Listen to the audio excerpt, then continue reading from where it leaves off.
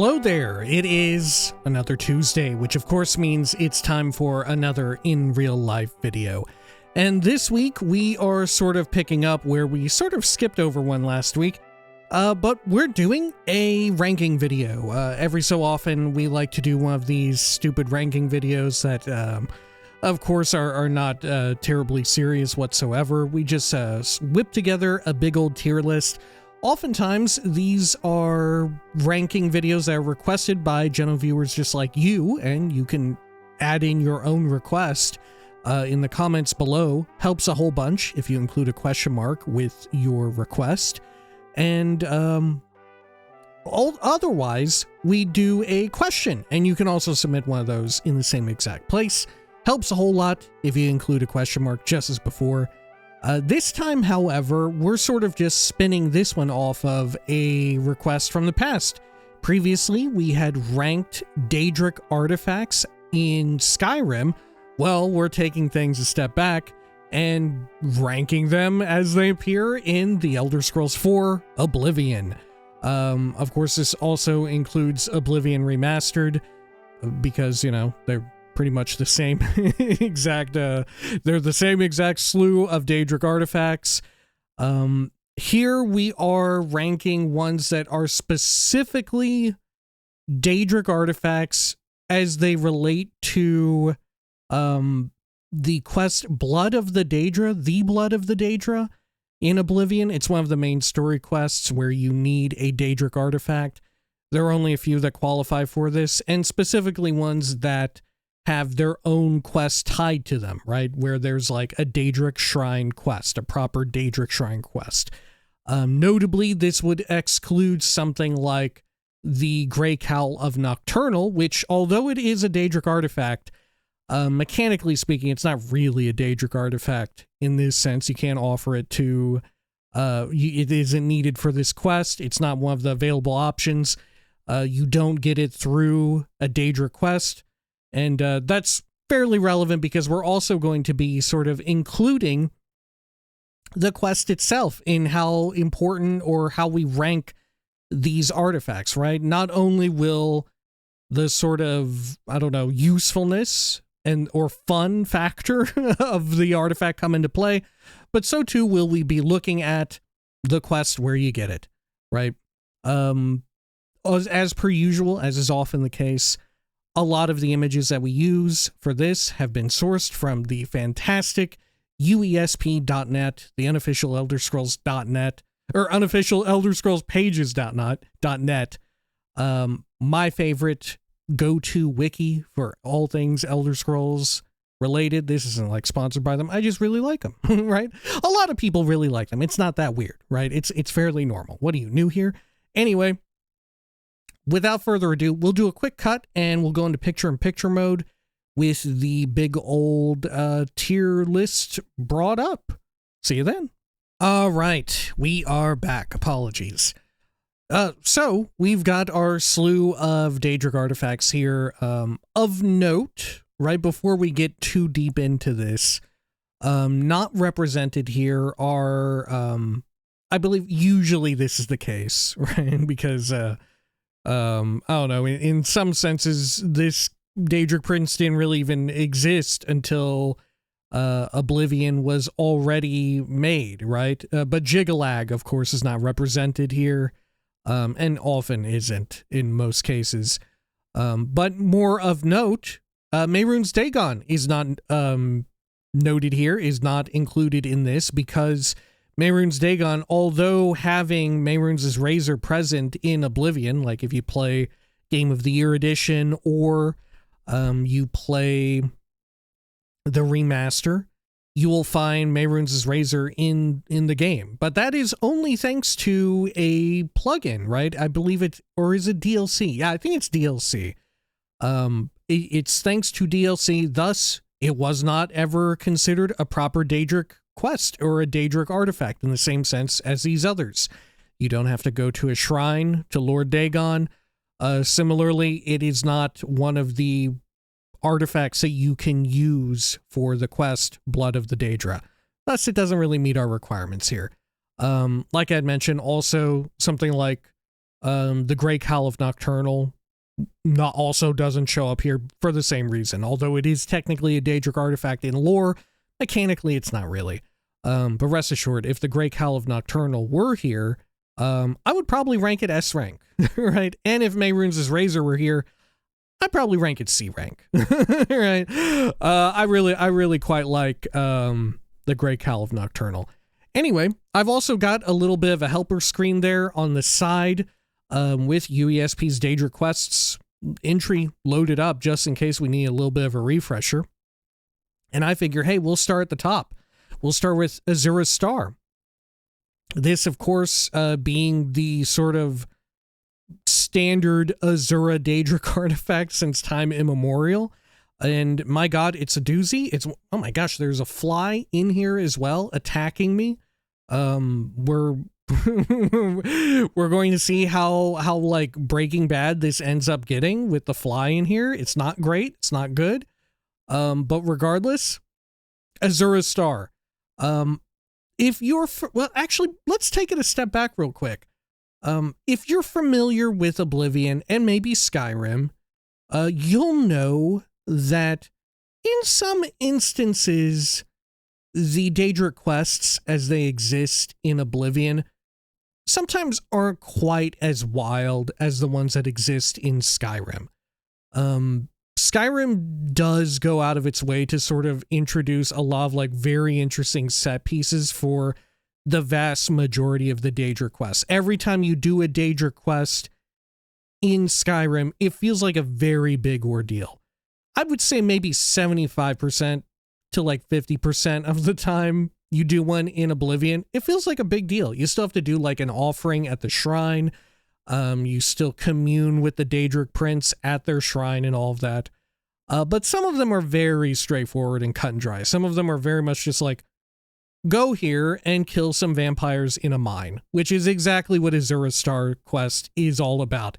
It is extremely straightforward and extremely boring. Compared to like Skyrim's where you go inside of a soul gem and all of that.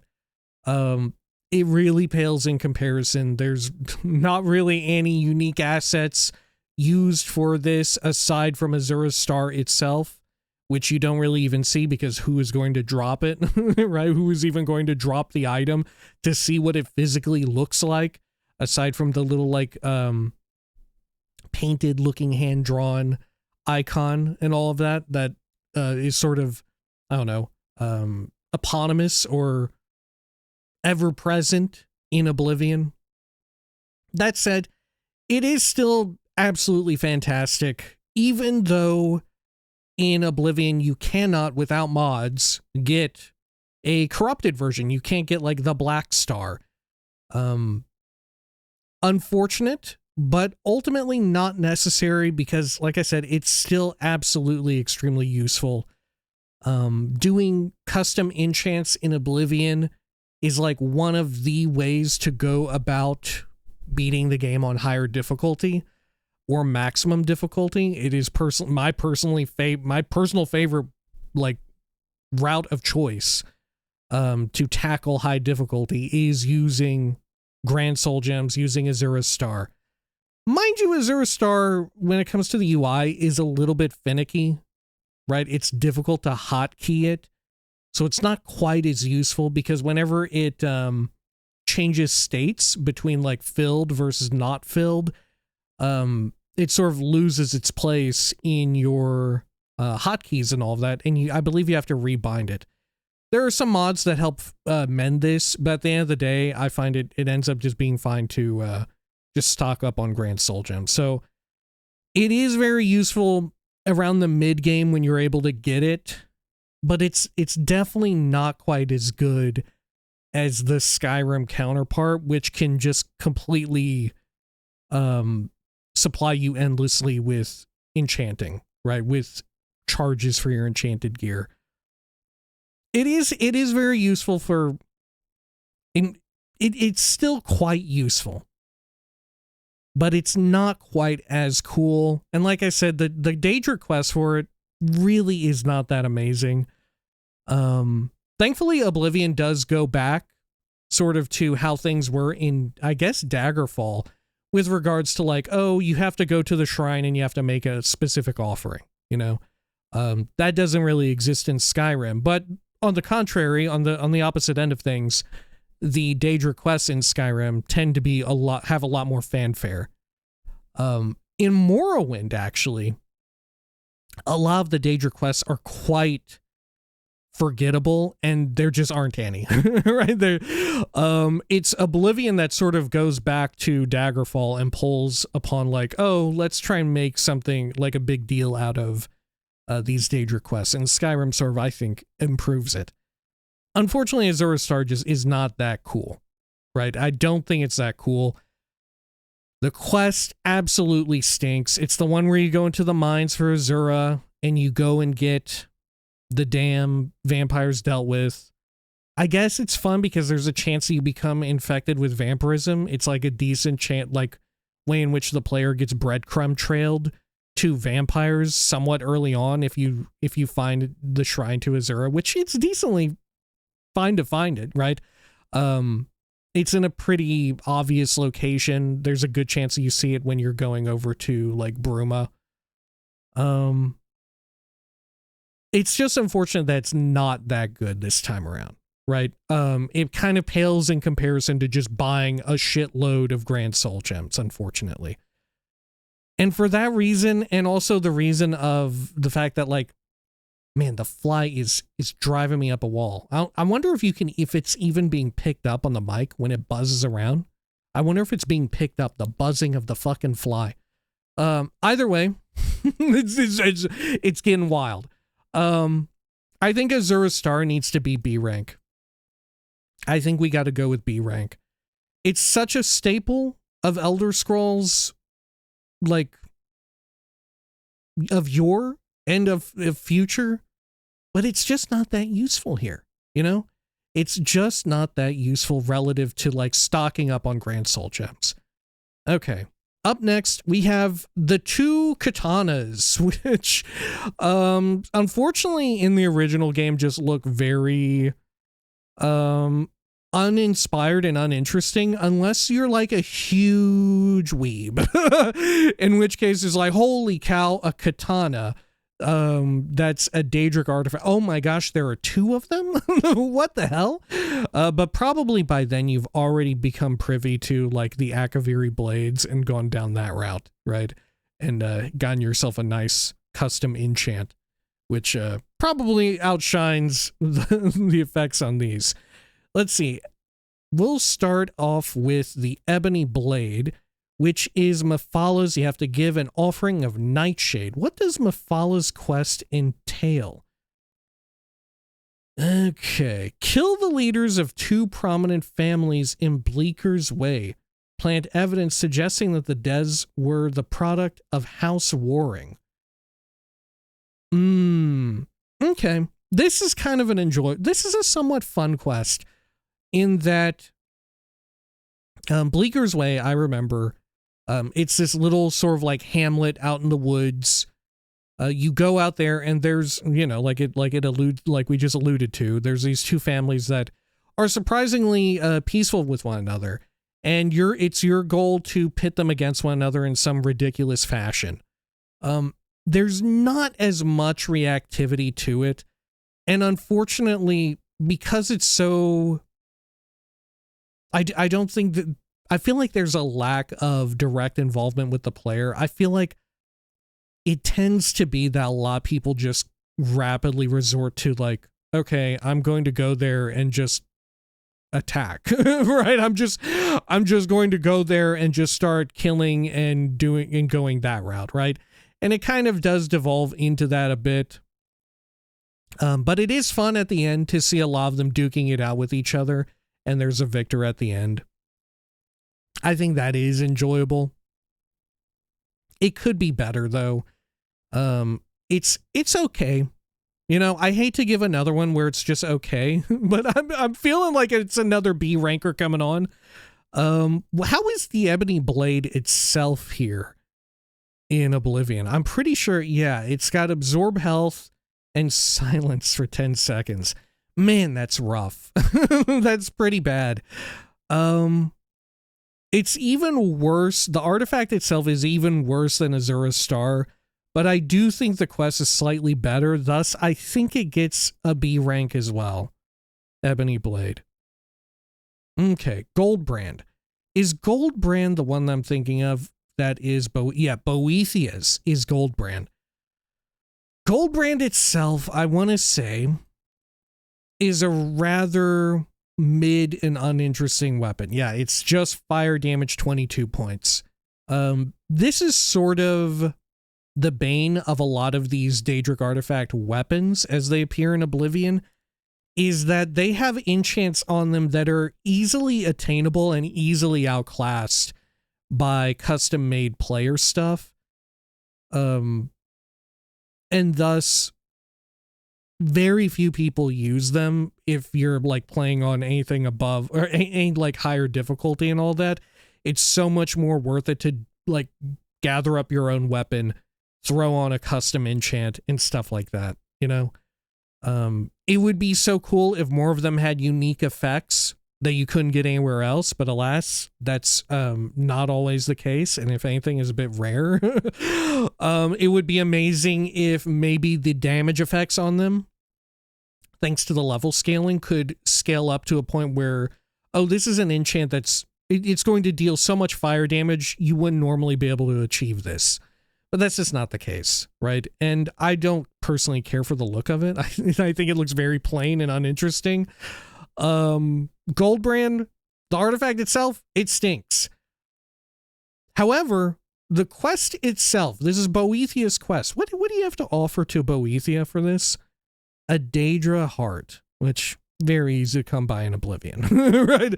You're pretty much swimming in daedra hearts in this game. But Goldbrand, the quest to go and get it, this is the quest where Boethia sends you to fight a whole bunch of different champions. There's a representative and a champion of each of the Elder Scrolls playable races, and except for your own, right? You become the representative of whatever race you chose at player creation, right? So in my case, I'm a freak who almost always plays a Dunmer. They were all the greatest hits were there except for the Dunmer, right? I was them. It's kind of, on the one hand, it's very fun to see this and to hear the various bits of dialogue, I believe. Is it Boethia themselves who comes over the like intercom or whatever to talk about like, yeah, this Khajiit just wasn't cunning enough. It looks like this Bosmer's gonna be sleeping with their trees, you know, dumb shit like that after you get the kill. That definitely happens and is in some ways kind of fun, right? In some weird way, this is one of the few times where a whole lot of flavor is given to the different playable races in Oblivion, which I always felt like, unfortunately, was a bit of the game's shortcoming. That things just felt a little too homogenized, especially for it taking place in Cyrodiil, where like the culture clash should be a lot more on display and more intriguing than it ultimately ended up being. You get a little bit of that there, right? Boethia's quest helps alleviate it. The most unfortunate thing about it are the technical limitations, I assume, at the time. Because although you are transported into Boethia's realm for this quest, it looks exactly like Mehrunes Dagon's The Deadlands, right? It looks exactly like the Deadlands. There's even the damn lava everywhere. You can use it to kill some of the champions that you fight against. It's super unfortunate. The coolest unique asset is like the portal that takes you back out at the end. That does look very neat. That's very fun. It's such a shame that there's not anything unique for it. But we do know for a fact that in the creation of Oblivion, they were literally running up against like storage limitations of like the Xbox 360 of console hardware at the time, because it just couldn't all fit on the damn disc. This is a big part of why they cut stuff like the various arena quests, wherein every major city in Oblivion originally had its own little arena But then they had to cut it and roll it all up into the singular one inside of the Imperial City. And that was done not according to, I believe it was the No Clip documentary. But according to something along those lines, it was due to the fact of not like, oh, we need to cut this because it's unfinished or whatever. They had to cut it because it was already completely done, or almost entirely done. But they had to roll it up because it just couldn't fit on the disc. Absolutely wild. Maybe this is another case, but I digress. I don't think they should get a free pass for that, right? Because I play on PC and I'm playing the game not at launch, right? Thus, I get to have a little extra something to say. And I say, it stinks, it sucks. The big benefit, however, of this quest, anybody who has played Oblivion and done this quest can tell you that there is a secret hidden benefit to doing this quest, and doing it somewhat early on if you're able to. That is the fact that all of these champions are absolutely fucking loaded to the gills with restorative potions, whether it be like healing potions or magicka potions, fatigue potions, who really cares that much, but they are loaded up with healing pots and magicka pots, or sorcery pots, I guess you should say. But this is an incredible place to go and do the quest and get like just an absolute buttload of these potions early on if you want to have them, right? And there is some use in having specifically the like magicka restoring potion if you really want to try abusing the magicka systems in the game. And in that sense, it is pretty cool. It's unfortunate that almost every other aspect of the quest is a letdown, though, right?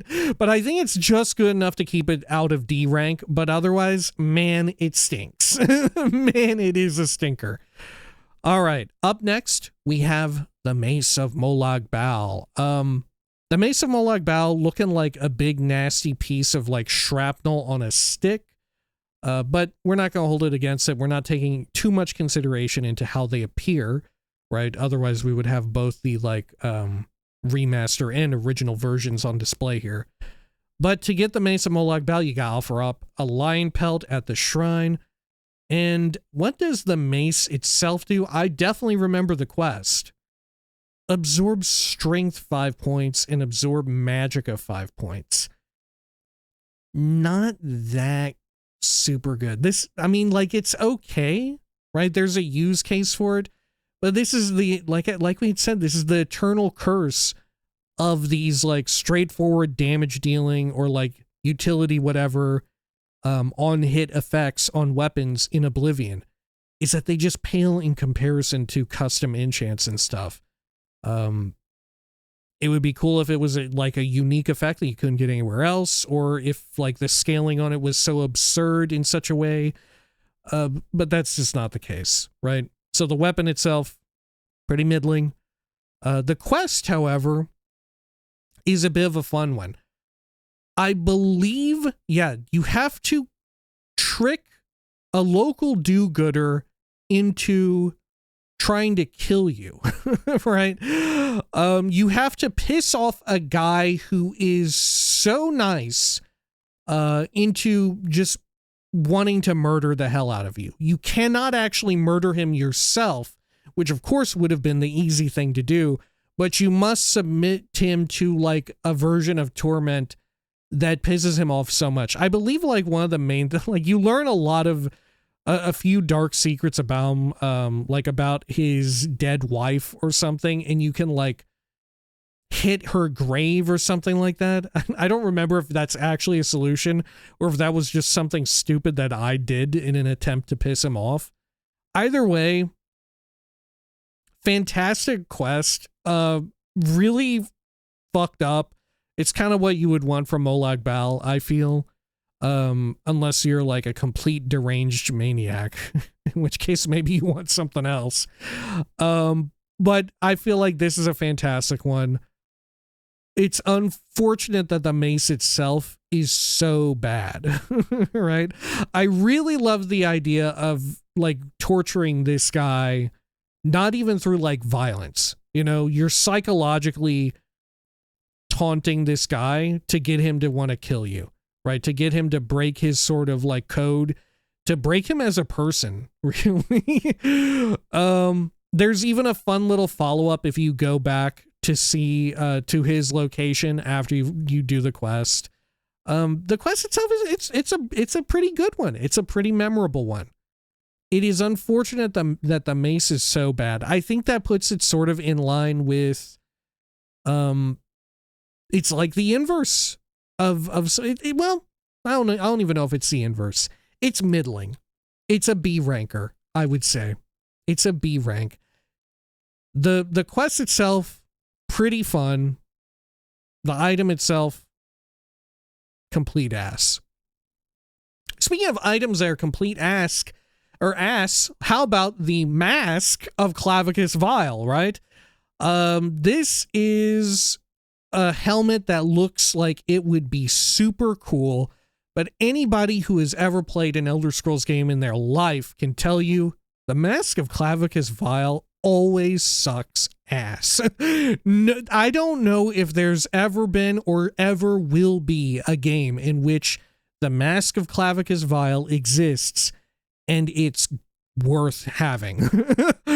As is often the case with Clavicus Vile, you're offered a choice in this, so you actually do have some player agency, and the quest butts heads with another sort of Elder Scrolls legend, I guess you would say, that being Umbra, the current Umbra as it stands during the events of Oblivion, who just so happens to be hanging out in some random Ayleid ruins. The dungeon itself is, for the most part, entirely unimportant, unfortunately. But hey, Umbra is there. You meet Umbra as well in Morrowind. Umbra exists in some... Well, Umbra definitely unquestionably exists in Skyrim Anniversary Edition. And some people posit that... what's their name? The Ebony Warrior, the Ebony Knight, who challenges you in Skyrim without Anniversary Edition, that might be Umbra, even though they're not like wielding Umbra. But either way, fun through line between the different games and all of that. And for most people, they go with Umbra, predictably, because it is actually somewhat useful, and it's one of those weapons that you can get somewhat easily early on. It's in a location, I think it's just right outside of Breville, isn't it? It's the Ayleid ruin there. The weapon itself, Umbra, is not terribly amazing, right?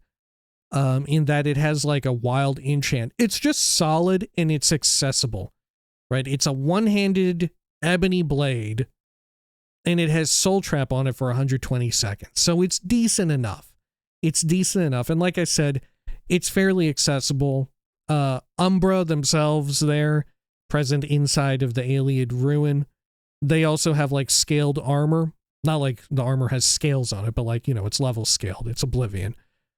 So depending on when you go there, it's a easy to access like set of equipment if you want to just take all of their stuff. Unfortunately, if you go with Umbra, you can't, that Umbra isn't what we're weighing here, right? We're weighing the Mask of Clavicus Vile, because Umbra technically is not a Daedric artifact, right? I don't even think lore-wise it's a Daedric artifact, is it? I think it's just a weird, mysterious item that we don't know too much about. The Mask of Clavicus Vile, unequivocally a Daedric artifact. But yeah, I don't think Umbra the weapon is a Daedric artifact in the lore, and it certainly isn't mechanically here in Oblivion. Correct me if I'm wrong about that. But regardless, like I'd said, as cool as Umbra is, this is about the Mask of Clavicus Vile, which this is if you decide to hand it over to Clavicus Vile. You get the incredible mask, which I believe in Oblivion, it fortifies your personality by like 25 points or something like that whenever you wear it, which is really bad. It's really bad. Let's see, what does it do? Yeah, it's not even that good. It's 20 points of fortify personality. I thought it was 25. Oh, man. A bit rough. The item itself looks cool. It looks like a super cool hat. if you just saw the hat, you would think, man, this is going to be a cool one, but it's not. This is the first quest, or I don't actually know if this is the first one. But you get to talk with Barbas.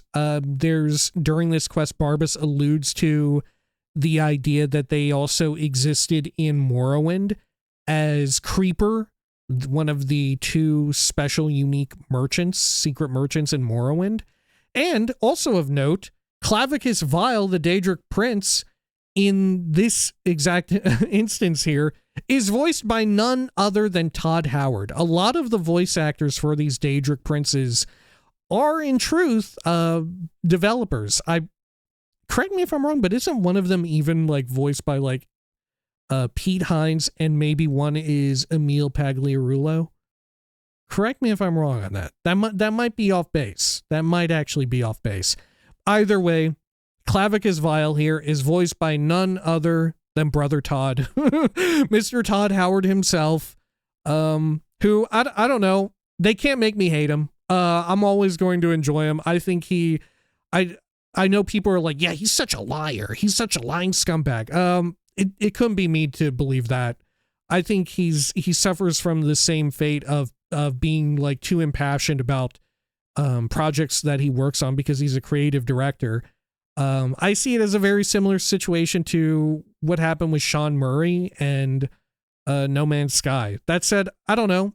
I prefer to see the good in people, right? I'm just built different. I don't see it that way. I think he's a nice person, right? So far, I have no reason to believe that he's just a nice person. Sometimes, you know, things just work out certain ways, you know? Anyway, Mask of Clavicus Vile, it's a fun one. You get some agency here and there. Unfortunate that the mask is so bad. and it always is so bad. Man, it is really, really rough.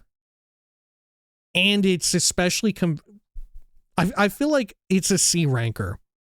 And I feel like what brings it down is because it's also in contention with Umbra. And Umbra is just going to win every time, right? I think you got to be a real sicko or know what's coming up in the main story quest to go with the Mask of Clavicus Vile and be like, oh, I have to use one of these up during the main story quest of Oblivion. Good thing I have the Mask of Clavicus Vile, which is dog shit. I'll just sacrifice that. It's a fun one, I guess. What can you do? Mask of Clavicus Vile. Sucks ass. All right. Up next is the Augma Infinium, which this is what you get after you do all of the others. Maybe we should have saved this one for last, but I don't know. I'm having fun doing it in alphabetical order. Right? The Augma Infinium is, of course, Hermaeus Mora's Daedric artifact. I believe in here, in Oblivion, doesn't it calculate whatever is your lowest and it buffs them up? Let's see.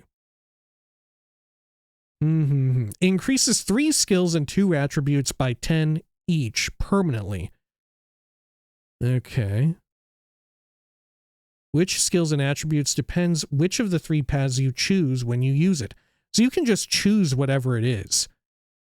Okay, what was I thinking to where, like, it chose whatever was lowest? Is that how it worked in Skyrim or Morrowind? Am I thinking of, like, the bitter chalice, the bitter cup, or whatever? Either way, a pretty good one. It is unfortunate, though, that luck isn't one of the attributes that you can raise, of course. It's also unfortunate that this is the final one that you would have to do, so by the time you get to it, you've definitely done every other Daedric quest. How much are you really going to want the skill ups, right? You're probably, at this point, you're probably leveling up things that you don't even use just to sort of round out your character and be like, well, okay, I'm more of a, I mostly use a two-handed axe, but I guess I don't have maxed out intelligence and my destruction magic is a little low. I guess I'll pick the Path of Spirit. Yeah, the Path of Spirit. I had to double check. So in that sense, it kind of sucks. It kind of stinks, right? It would be cooler if you got this one more early on. I do like the idea that the main requirement for communing with Hermamora's shrine is that you had to do all the other ones. I do enjoy that there's one that's finite and final. Also of note, the Shrine of Hermaeus Mora gets a major makeover in the remaster. Hermaeus Mora's visage in the original game looks like an overgrown potato, right? Looks like a potato that you had sitting around in like a cabinet for a little too long. It's got like some serious growth coming out of it. In the remaster, they try and make it look like Hermaeus Mora as he appears more or less in Skyrim, right? And also ESO and all that, right? But definitely going for more of the Skyrim design. Which, that's fine. That's fine. I did miss out on the potato. I absolutely love the potato god reigning over all of the Oblivion NPCs who do also look somewhat potato-like. The quest itself is also a bit of a deceptive trick. And maybe in this way, this is Hermaeus Mora like working some sort of weird twisted magic on us, the player. Right? Consider this. The Augma Infinium sounds like a fantastic item, but in practice, by the time you get it, you don't really need it. It's not really going to give you that much, you know? The impact on it, you've already done every other Daedra quest. Now you get the Augma Infinium. Maybe you don't even need the skill ups. Maybe you've already near like borderline or literally maxed out your character. Thus, it's irrelevant. In a similar vein, the quest to get it that Hermaeus bestows upon you is to fight, and is it Soul Trap this time around? In Skyrim Land, it's to get the blood. But I think here it's to Soul Trap each of the playable races, right? So if you sort of knew ahead of time, things would have been made very easy if you had just done the Boethia quest. But even barring that, this is also somewhat a trivial quest due to the fact that you've done all of the Daedric quests. Even if you're not doing Boethia's like big super challenge trial 500, in Oblivion, of course, and this is, I've done this. I think I'm pretty sure I did this during our playthrough of the remaster. Every single Daedric shrine has like 3 or 4 cultists who are praying to whatever Daedric prince and all of that, and they have a fun little line here and there. I think almost all of them, not all of them, but almost all of them have cultists standing around. All of these people are free game, right? And you can get, I think, almost every single one of your soul traps or kills or whatever it is that you need, I forget exactly what, off of just backtracking to these various shrines.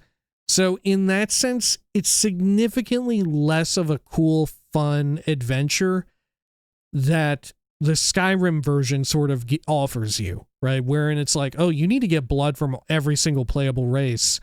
Where are these people? How often are you going to find them?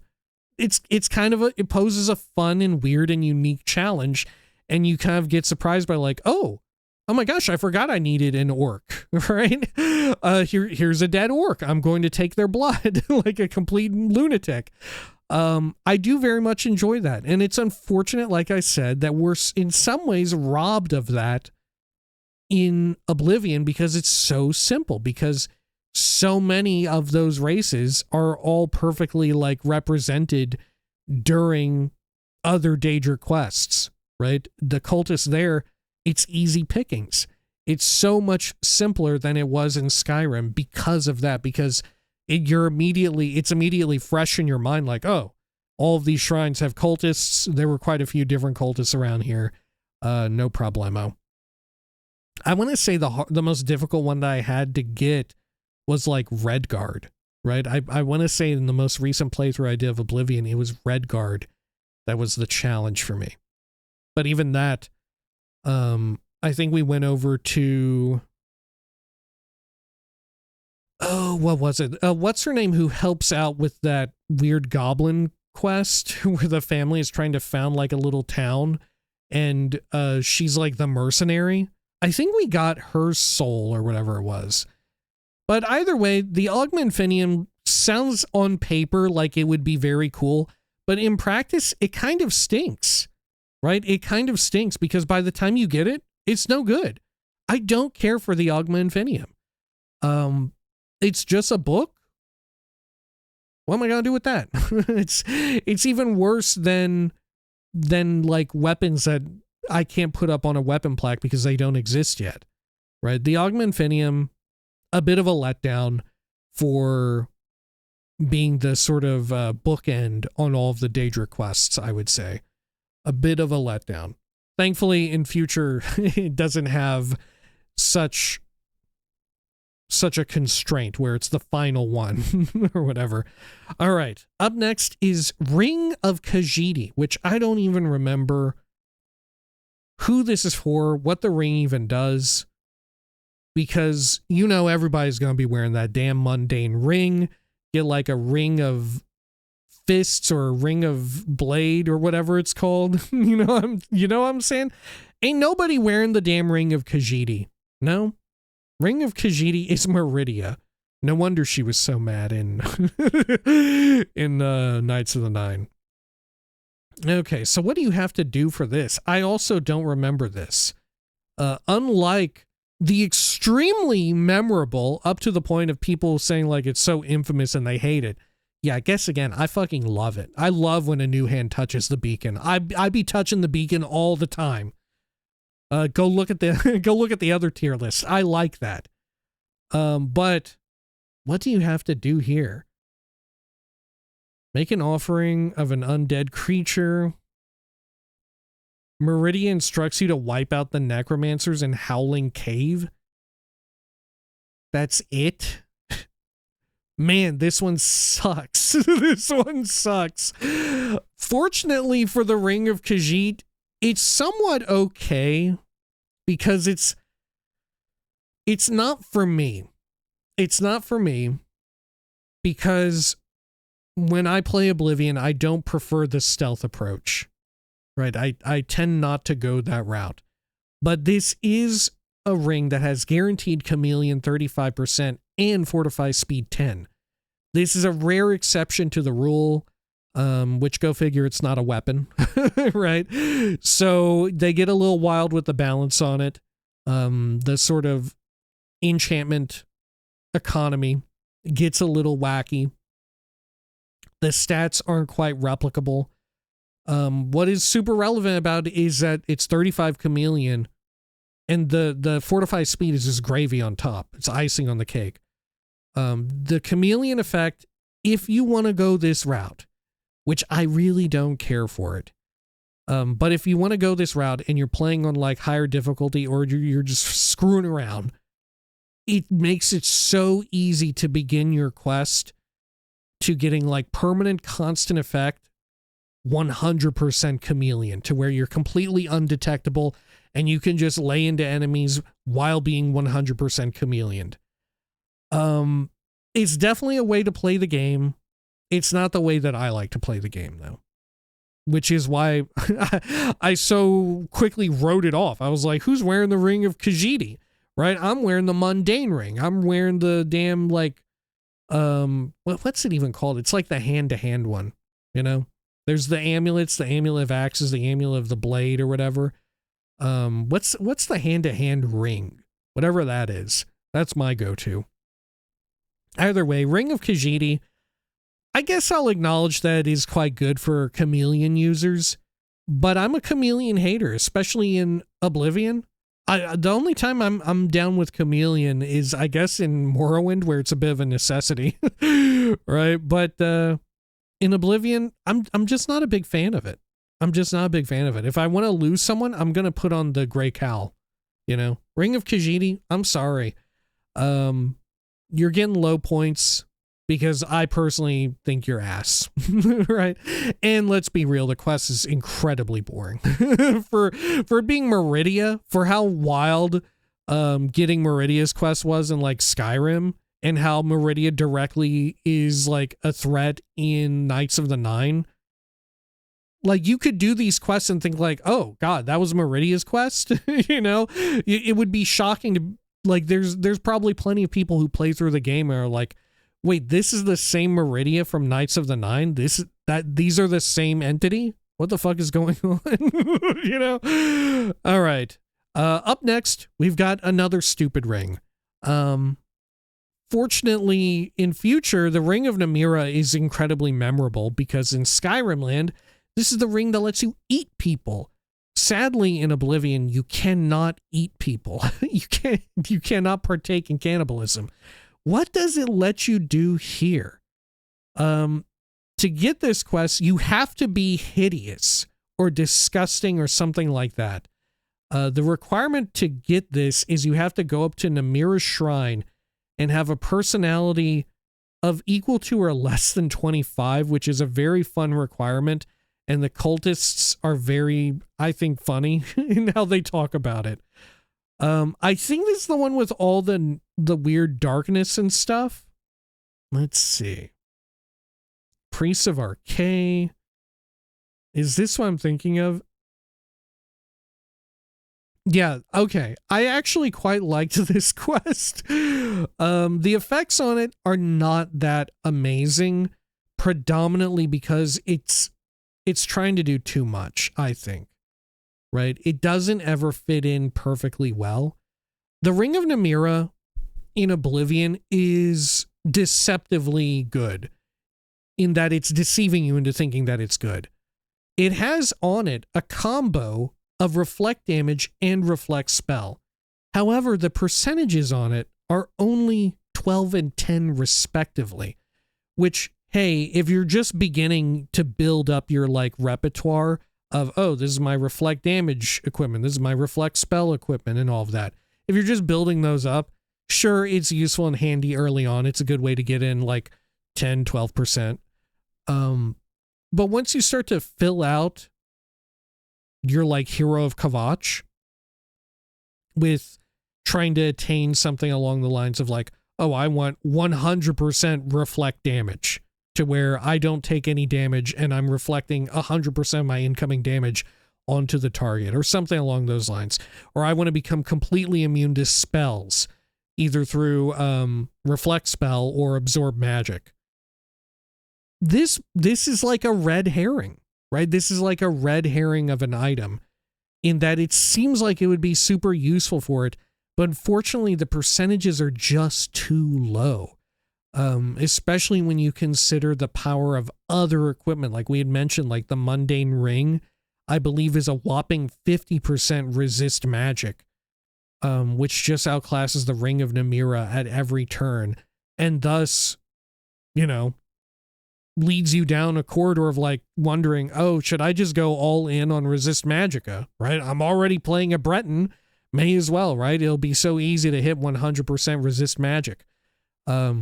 Thus, a lot of people do it. You know, a lot of people forsake reflect spell on account of that. Or maybe you decide to go, I believe I did this in the remaster. You decide, oh, I've got the Atronax sign. Thus, I've already got 50% absorb magicka. May as well just build out the other 50%, you know, and reach 100. Ring of Namira, deceptively useful. Fortunately for the Ring of Namira, it is useful while you're still trying to do the item hunt, you know? If you haven't yet found like a mundane ring, you haven't yet found like I said, Amulet of Axes or something like that, some of the random loot that's really powerful, which frankly, stuff like the mundane ring is so strong. Stuff like the Amulet of Blades, it's so strong, it actually outclasses the fucking, like, Daedric artifacts that we find. The damn randomized loot outclasses the usefulness of these Daedric artifacts. It's wild. It's wild. But I digress. It's useful kind of early on. Where it does help, where it shines, if you will, is during Namira's quest, where you go inside these Ayleid ruins. Once again, unfortunate that it's just Ayleid ruins. There's no big cool set piece. But there are a lot of new animations, or at least there's one notable new animation, and it's like Namira's perverts. I don't remember who they are, but Namira's like weird little cretins who are like meant to be really disgusting and hideous people. And they're so gross and disgusting that they just want to destroy these beautiful priests of Archay, who just, for whatever reason, all these people just so happen to be in the Ayleid ruins. You know, you've gone to like a million Ayleid ruins before, and now all of a sudden, this one's just chock full of fucking people, right? But regardless, it is up to you to sort of extinguish the light of these priests of Archay and allow the nasty little freaks, the little golem-like perverts, to swarm out of the dark and beat the crap out of them. It's so stupid and cool. I kind of love it. Man. I feel like it's almost really good. I feel like maybe this is an A ranker, you know? I came down very hard on the ring, and it's true. It is definitely what's holding it back.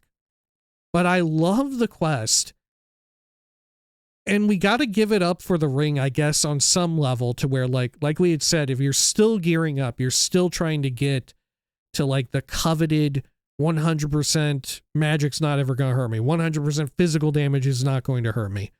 If you're still trying to reach those, it's an okay way of sort of building toward it. You know, it's an okay way of doing it. I feel like it's an A ranker. And what would push it over the edge is if the ring were actually like worth its salt, if it went all in on like one of the two stats and gave like 40% or 35% of like reflect damage or reflect spell, you know, and it's like a guaranteed find or something like that. I feel like in that case, it would be super dope. Maybe we have too much writing on the quest being super fun, but it is super fun. I do remember liking it a whole lot. And the sort of voice lines, there's such an inordinate amount of voice lines for this quest that are unique to it. It's wild how many times you can hear the nasty cretins like recoil from the light and all of that. And their delivery is impeccable. All right. Yeah. You know what? It's an A ranker. It is absolutely an A ranker. Up next is the Sanguine Rose, which of course is Sanguine's. I believe this quest, yeah, this is a pretty damn fun quest, right? Is this not the one in which you have to get a whole bunch of people like naked or something? No, you are naked. And they get naked too. Okay. You offer Sanguine some Cyrodiilic brandy, then you roll up into Leowyn, playing a prank, using this super spell crafted by Sanguine, and it makes everyone at this fancy dinner party like completely naked. No?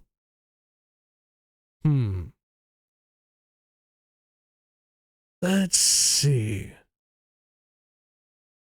Yeah, the dinner guests all become naked. They all start running around, but also you become naked, which is super fun.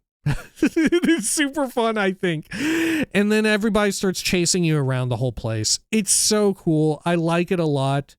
I like the way in which this quest sort of lets you, the player, see what's possible in the game engine, right? I think that it serves as a great way of sort of exploring and letting the players sort of like dip their toes in, like, oh, what are the limits of what this game engine can do? Okay, we're just going to have you go into a room filled with NPCs, cast this magic spell, suddenly they're all naked, everyone starts running the fuck around, you're getting chased by guards, you can either acquiesce and go to prison, thus you get to see like some of the jail system, or you also just run from them across the land and try to escape. I think it's great. It's ripe for emerging gameplay, which I think, you know, Elder Scrolls games are some of the best at. It's fantastic. Absolutely amazing quest. The rose itself, though, the Sanguine Rose itself, isn't it a bit bad, or am I mistaken? Let's see, what does it do? It summons a random daedra who attacks the person or creature targeted by the spell. And it could summon something as amazing as like an oily man, a Jivalai, or something as awful as like a dog shit scamp. I do appreciate the random nature of it, but compared to the quest itself, what a letdown. Right? What a letdown. If the Sanguine Rose were better, my God, it's an easy S rank, because the quest is so memorable. I think it's maybe one of the most memorable daedra quests in all of Oblivion. It's such a shining example of how to do it so well, of like how to make use of the game engine and sort of explore the limits like we had said. It's fantastic at that.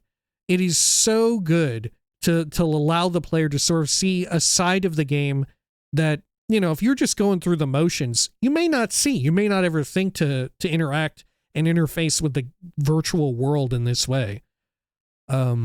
It's so fun. It's such a breath of fresh air. I think it's an A ranker, right? It's sort of the inverse of the Ring of Namira. The Sanguine Rose isn't like god awful, right? It's somewhat useful. But man, the quest is so good. I would say it's better than the Ring of Namira and the quest, right? I think it's fantastic. Okay, speaking of fantastic items, we come, of course, to the incredible Savior's Hide. This is Hircine's quest. Let's see. What are the stats of Savior's Hide here in this game? Let's see. Savior's Hide. Resist magic 25%, which is okay. Right? That's okay. Especially if you're using light armor. The issue is, isn't this severely outclassed just by, like, the sigil stones? No? Am I mistaken when it comes to that? That the sigil stones, like... No, they're only 20%. So they're short 5%. Fascinating.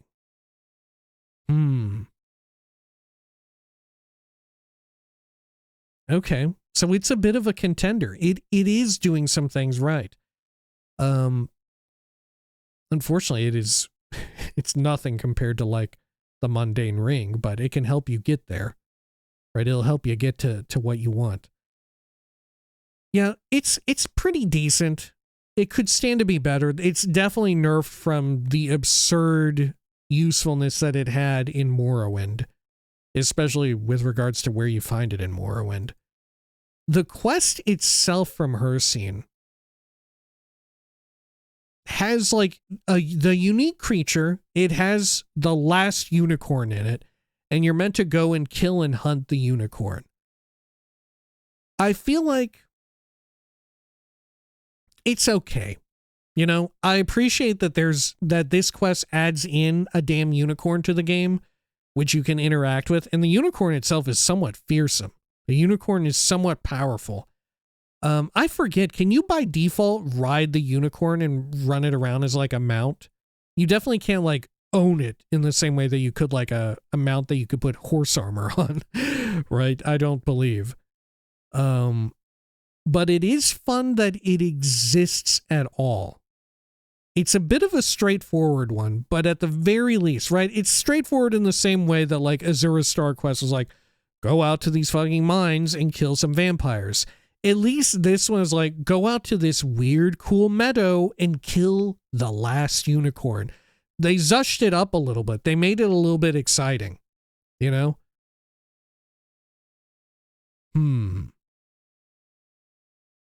You know what? For that, I think it's a low A. Maybe a high B, but I think it's a low A. Right? It's decent enough. If you like light armor, I don't personally like the look of Savior's Hide. I don't like the look of it aesthetically, you know, and I think it's a tough mix and match with other high-end light armor, right, where you're dealing with like glass. I think it's tough to mix those up, but if you don't care about that and you just want the stats, it's not bad. It's not a bad start for a light armor character until you like really get yourself situated. Or maybe you're a Breton and like, you know, this is going to make a big make or break. Anyway, up next, we have the skeleton key, which this is unfortunately one that's fairly forgettable for me, the quest. Isn't this where like something is missing from Nocturnal Shrine? The irony that Nocturnal is missing so many items in Oblivion. Yeah, the Eye of Nocturnal. You have to get it from like a pair of thieves in Leyawiin have taken it. Yeah, in this one, you eavesdrop on them in Leyawiin, and you learn about that it's inside this damn cave in Tidewater Cave. It's okay, I guess. It's okay.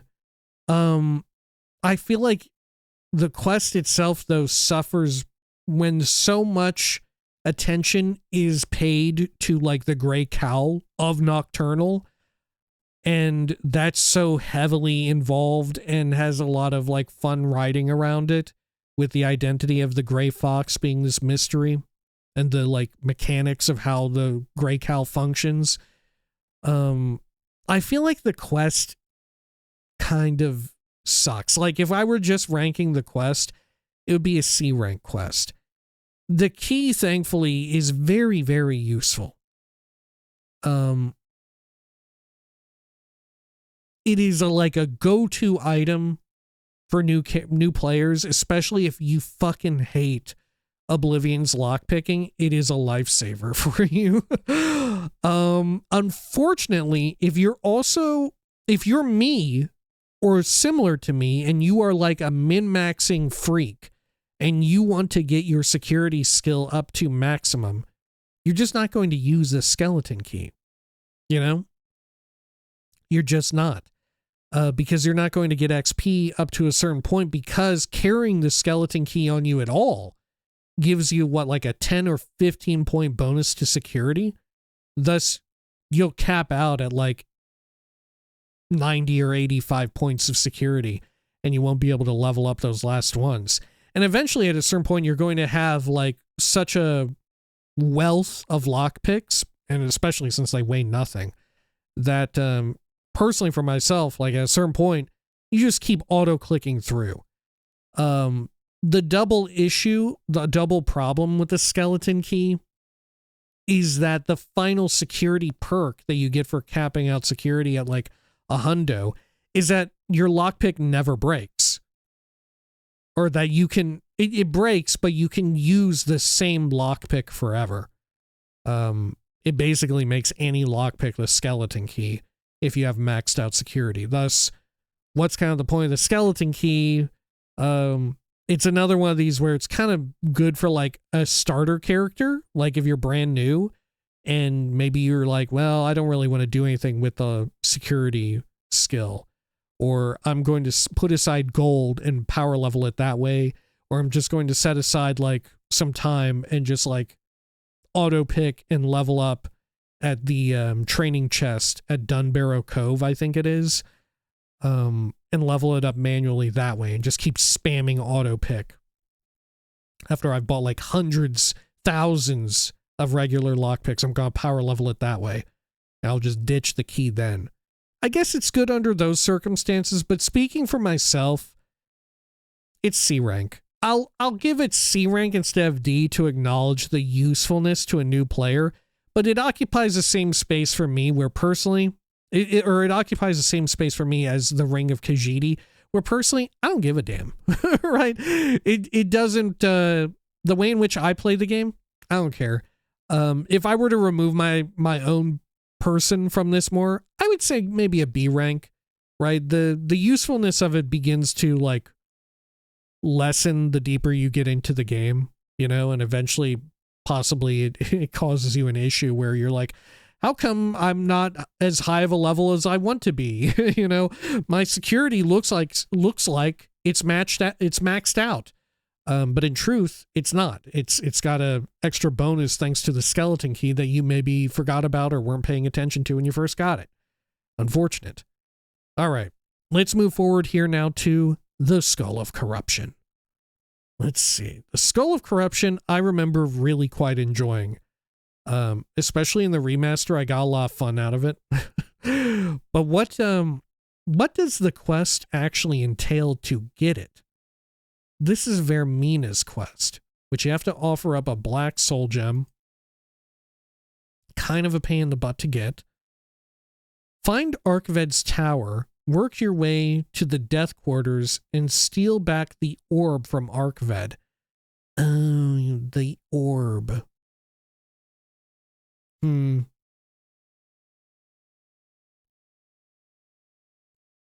orb itself, kind of uninteresting. What is fun about this quest, about the Skull of Corruption, though, it sounds... Okay, let's get one thing out of the way. The offering of the Black Soul Gem, pain in the butt. Getting Black Soul Gems in Oblivion, it's annoying. It's so annoying. It's not worth doing it. It takes so much effort to get it, and the payoff is so minimal. And this quest kind of demands that you do it. Thankfully, if you've played the game before, the requirement to get that Black Soul Gem is probably ingrained into your brain, and thus you remember every time, oh, when I go and do this Mages Guild quest, I'm definitely going to manufacture a few extra, right? Because I know I'm going to need at least one. Thankfully, there's that. The act of going to go get the orb for Vermina sounds on paper kind of boring, and in truth, the orb is kind of boring, right? But the cool thing is that Arkved's tower fucking is dope as shit. This is like the inverse of go into the mine and kill the vampires, right? This is the inverse of that. They still, mind you, they still had to work within the confines of the like technical limitations, right? It shows itself in that sense, in that there's a lot of assets that you see elsewhere, you know? You're not going into some weird new realm. You're not seeing a whole bunch of new assets. Instead, it's other assets that you're familiar with elsewhere in the game, used in kind of a clever way. There's like the room where everything is big, right? There's a room where everything is big and you can kind of jump around it. There's the one place where it's like there's a bunch of pillars and lights and you kind of jump around there. There's a whole bunch of weird little like platforming puzzles and like adventuring around. It's very strange. Oh yeah, there's an upside down area. It's super wild. I forget if this is actually a Daedric plane of Oblivion too.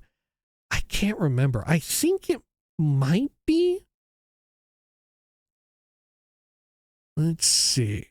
Do you actually go into like Vermina's plane of Oblivion? I don't think you do. I think this is something else, right, with regards to like the lore. But it is very fun. I do like it. It is one of the... Is it actually the best Daedric quest dungeon? It might actually be the best one. Is it the best Daedric quest dungeon? I think it is. I think it is. No contest, in fact. Yeah, there's so many fun little areas in it, and there's like extra little bonus doohickeys here and there that you can explore around and find extra goodies. I really, really like it a lot. Of note, the Skull of Corruption does something unique. Thank fuck for that. It does something that you can't get anywhere else.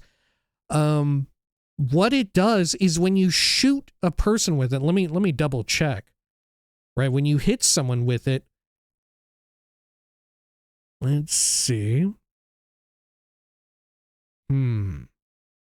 Yeah, it creates an evil twin of anyone you hit with it. It has to be just an NPC, right? It can't be like a creature. So like if you see a bear, you can't like make a corrupted bear. Unfortunately, the evil clone looks identical.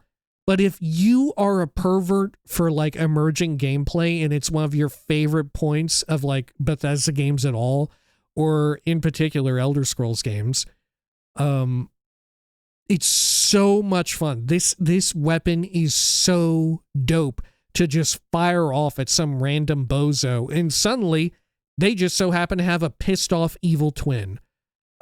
It's fantastic. We got in the remaster playthrough that we did, we got up to some major shenanigans using it and getting, what's his name? What's his name? The sleeping guy. What's the sleeping guy's name? Was it Fifthrager? Was that his name? The guy who's stuck in a nightmare dream? You would think that that was like a Vermina quest, or that was the Vermina Daedra quest, but alas, it's not. I think that is tied to Vermina though, right? I think.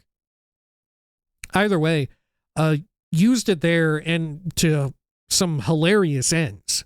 Absolutely love the Skull of Corruption. I love a Daedric artifact that does something that you can't get anywhere else. Boo on all these other ones, especially these like melee weapons that you just swing them at somebody, and what do? They just do something normal, right? They do like shit that you could normally already do. You could just find a weapon that soul traps on hit. You could just find a weapon that deals fire damage. Who gives a damn? I love it when Daedric items and Daedric artifacts do something super unique. I feel like that should be the rule going forward, is every time you get one, the effect on it should be something that isn't otherwise obtainable anywhere else in the entire game, right? It should be that wild and absurd. It's super amazing. I love it. Skull of Corruption, honestly, I think it's an S ranker. Super memorable dungeon. The quest itself, I mean, I guess it's okay. But the dungeon that you go through to get the damn orb and all of that, super cool. Weird stuff. Cool way to sort of inventively like reuse assets, not having to make a whole bunch and like load down the damn game disc and all of that with data. Super cool. Just fantastic Daedric artifact and fantastic quest. Good stuff on both fronts. It even has a stupid, weird, fun look to it, right? It's got the weird, gnarly skull on the end. All right. Then we come to Spellbreaker. I believe, yeah, our only Daedric artifact this time around that is a shield, and it is, of course, just as it was in... Though maybe we're playing a bit of a game of telephone, right? The model of Spellbreaker here in Oblivion is obviously meant to evoke the model of Spellbreaker in Morrowind, which in Morrowind, it just is using I believe it's just using the generic dwarven shield, because in Morrowind, all of the Dwemer equipment, the like dwarven equipment, is just like scrap parts pulled off of automatons. And sort of looking at the Oblivion version here, you can kind of see how that might be the case. They definitely zushed it up a bit. They fancied it up a little bit and made it look like its own thing. But it's definitely a nod to it, not its origins, because it definitely existed in games prior. But to how its appearance, it's a nod to its appearance in Morrowind.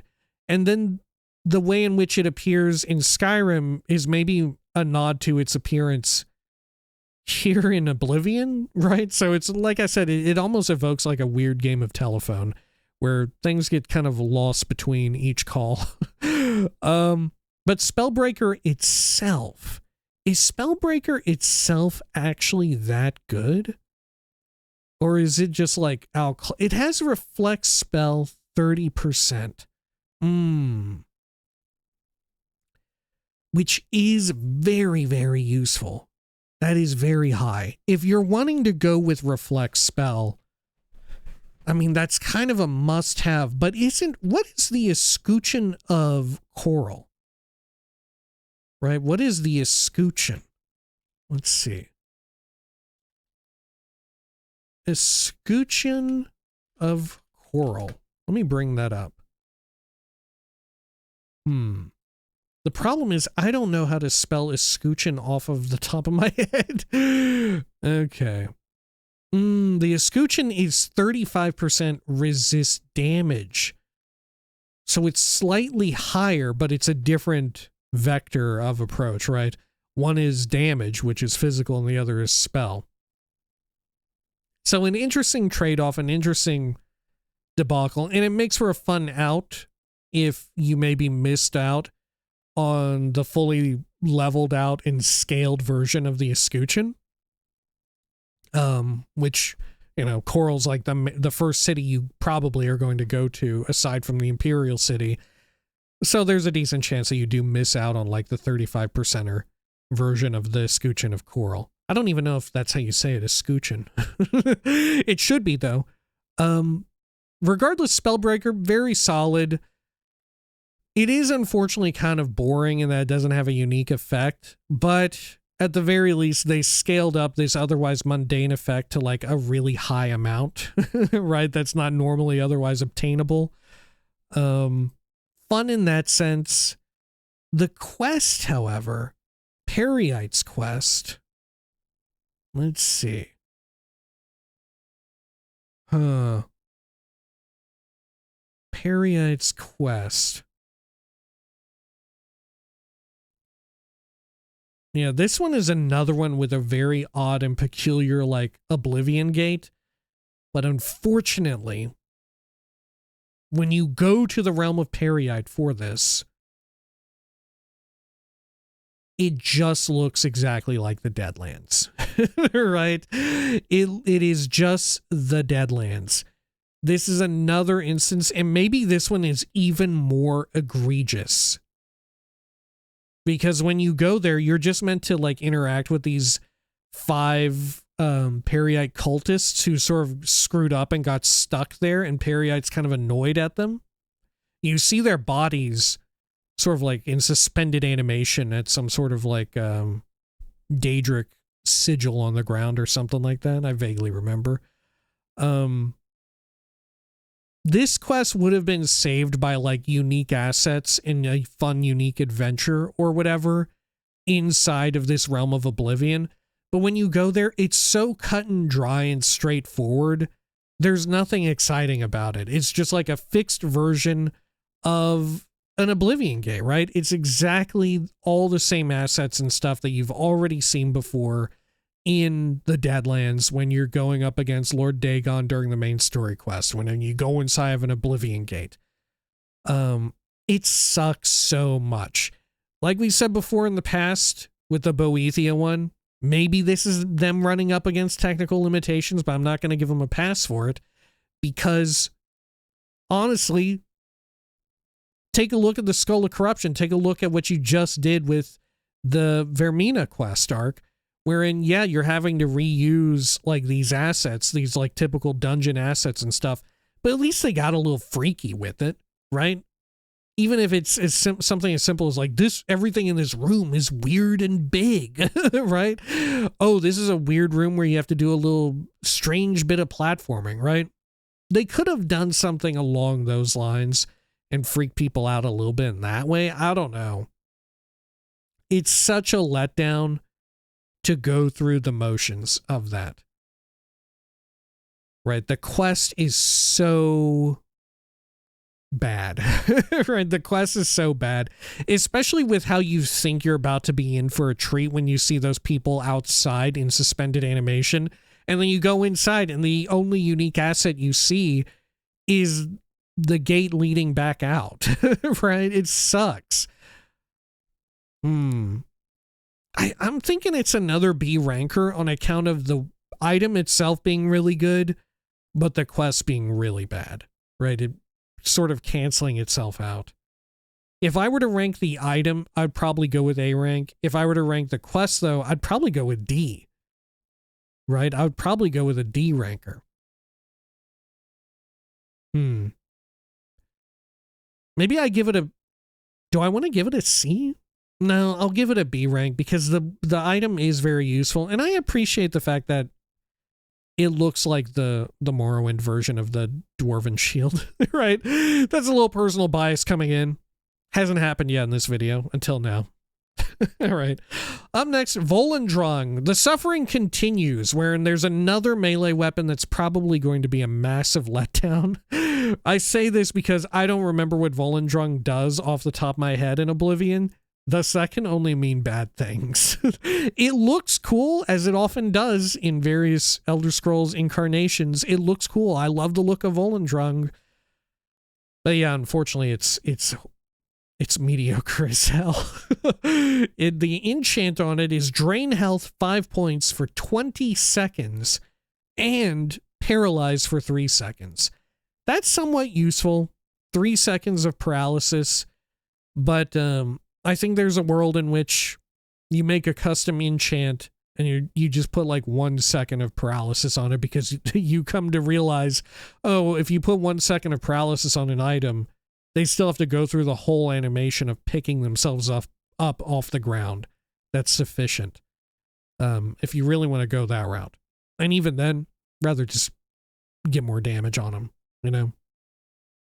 Let's stack some resistance debuffs. The quest itself, like I said, unfortunate that all these melee weapons sort of fall prey to the same damn issue, that they just don't do anything that cool. The staves get to have all the fun, right?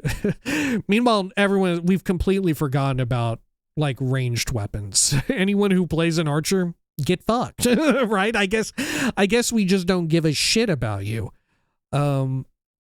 Anyway, the quest itself is the one where you go to help some ogres.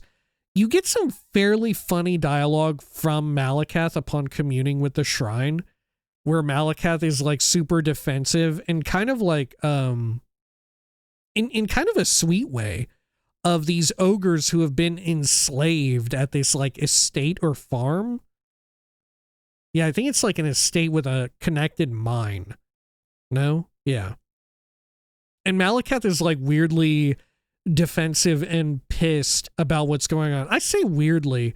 I guess weird compared to other Daedric princes and thus your expectations. But once you know a little bit about Malakath, I feel like, you know, makes sense. But they're effectively being used as slave labor, these ogres. And then you can put the shoe on the other foot and get the ogres to start running the damn farm and having these assholes start working for the damn ogres. And they have fun little lines of dialogue once you get them to do that. It's enjoyable in that sense. There's no fun, like, adventure to be had here, right? It's just a straightforward sort of like wilderness dungeon. It's not that cool, sadly. The main cool parts of it are at the estate before and after, and the lines from Malakath. And because of that, I think it's another C rank. I think it's a C ranker. You know what? I'm also going to, if we're going to put these in some order, let's buff up Ring of Khajiit and Skeleton Ring here, right? And maybe debuff those. There we go. That seems right. Okay. Finally, the Wabbajack. Certainly this is perhaps, I would make an argument that this is the quest. Well, I don't know. I guess you can argue that of anything about Oblivion. But I would say that this is what really put the Wabbajack on the map for a lot of folks.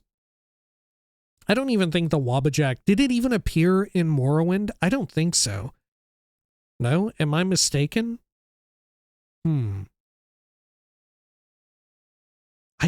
I don't think it exists in Morrowind. Hang on.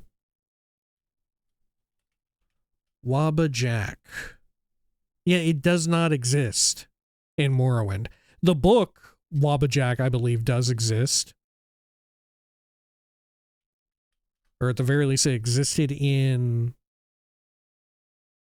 Daggerfall. Maybe it doesn't. Maybe the book doesn't even exist in Morrowind normally without Tamriel rebuilt. That's wild. I guess they want you to forget about it. Either way, let's just get it out here. This is the best Daedric quest in the entire game. This is the best Daedric quest. It does everything the Skull of Corruption quest does, but better, right? It does it even better, wherein you go to this little town of Khajiit and you just torment them. You torment them, not unlike what you do with for Sanguine and company. You torment the hell out of them. You make this terrible prophecy come to light. It ends with fiery dogs raining out of the sky and a whole like town of Khajiit screaming and crying and being terrified that the end of the world is upon them. Leading up to it, you like poison a whole bunch of animals and stuff. You have a bunch of rats come running through the town, and you just get to like listen as these poor Khajiit start freaking more and more the hell out. It's fantastic. It's so good. What more could you want from a Sheogorath Daedra quest? It's so amazing.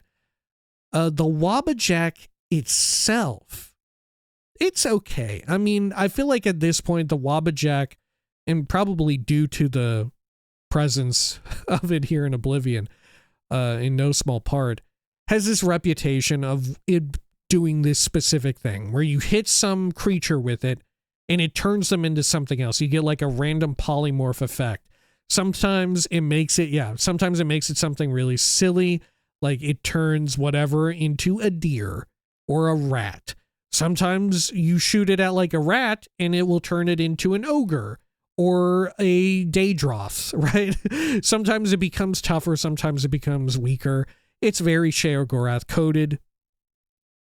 It's decent. I think I prefer the Skull of Corruption. Also of note, the Skull of Corruption has a longer duration for its effect. Wabbajack only 10 seconds, unfortunately. But it makes for a very fun and weird thing to just keep on hand if you run into a tough encounter. Just pull out the Wabbajack and hit them with it and see what the hell happens. Ideally, hit up a quick save first, just in case it turns into something that rocks your whole entire world. But yeah, the quest is absolutely astounding. I feel like there's no question about it. It's just the best Daedric quest in the entire game, right? It's just got to be the best one. Yeah, gotta be. Because what elevates it even higher is that, unlike Knights of the Nine, as far as I know, with regards to Meridia and the Meridia quest, this one actually does have reactivity, and I got to see it for the first time in person. Obviously, I've looked at videos of it before just to hear it and all that. But I got to experience it finally firsthand in the remaster, where if you hold off on this quest and you do it after the end of the Shivering Isles, there is completely new dialogue at certain points of it. Super wild and unexpected that there would be any degree of reactivity like that present. Really cool. Absolutely love it. Fantastic stuff. And you know what? Maybe I dislike Volendrung and Goldbrand so much. I actually like looking at them here. Our C rank is maybe a little overloaded, and maybe some of these deserve to be even worse off. Right? Maybe these deserve to be even worse. Maybe I'm down to put them like, how bad was Goldbrand again? God, yeah. I don't know. Yeah, maybe it's Hermamora's is like bottom tier, which is so ironic because Hermaeus Mora, thanks to the Dragonborn DLC, and thanks in no small part to the Dragonborn DLC, Hermaeus Mora is like one of my favorite Daedric princes. And ironically enough, I don't really care for Sheogorath, right? But there's no denying who's got the better quests here in Oblivion, right? There's absolutely no denying it. Even if you ignore the Shivering Isles and that weird bit of reactivity to it, it clears all of them. Maybe Sanguine's quest comes close, maybe, but unfortunately, Sanguine's Daedric artifact is dog shit, right? All right, so there's our rankings. All in all, like I had said before, going from Morrowind to Oblivion, a huge jump in the amount of attention paid to the Daedra quests. They try and like bring it back to how things were in Daggerfall with, you know, like having to go to the shrines and do an offering. Thankfully, you don't have to do it like, oh, it needs to be the 3rd of first seed and it has to be clear out or an overcast day in the middle of noon time, right? It's not quite that ridiculous. But it is also worth bearing in mind just how much cooler they got too on average with Skyrim, right? So many times there's at least like unique assets and all of that. There's brand new assets for all of them. It really sucks how much in Oblivion you go to like a different plane of Oblivion and it looks exactly like the Deadlands, right? That sucks so much. It stinks. Thankfully as well, we talked about this in the past during the remaster for Skyblivion. I believe they're trying to tackle that, and they have tried to recreate these various planes of Oblivion belonging to Peryite and Boethia, right? Trying to actually get it to feel a little bit more appropriate, trying to like zush it up a little bit. Very interesting, very fun to do that, I think. Cool to see it, but there's no denying in the original, really sucks that it's just the Deadlands again, right? What can you do? What can you do? All right, that ought to do it. Another week, another ridiculous ranking video. Maybe that's what I should call these, ridiculous rankings. That's too over the top. Let's take it easy. Let's dial it back a little bit. All right, until next time, please take care of each other.